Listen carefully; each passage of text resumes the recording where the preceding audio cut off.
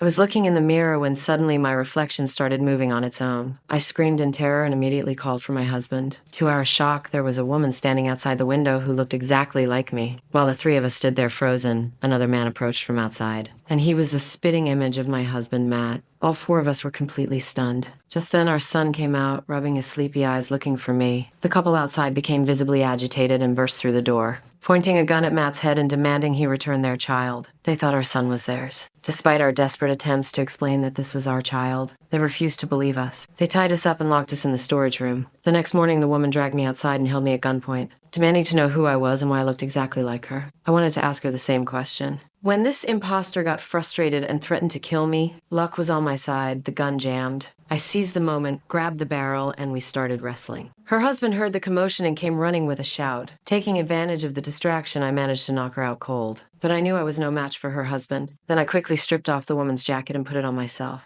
When the man arrived, he mistook me for his wife just as I'd hoped. Together, we carried the unconscious woman back to the storage room. And just like that, I became a stranger's wife. To figure out what was going on, I kept up the charade, slowly drawing information out of him. That's when I discovered both our marriages were already on the rocks. Matt and I were dealing with his infidelity. I'd begged him to come back to our family, but he wouldn't. Their situation was reversed. She was the unfaithful one, and he refused to divorce her. Against all logic, I found myself asking this man if we could start over. That night, our makeshift family squeezed onto one bed together, almost happy. The next morning, the man told me he'd figured out I wasn't his wife. He believed we'd somehow crossed paths through intersecting parallel dimensions.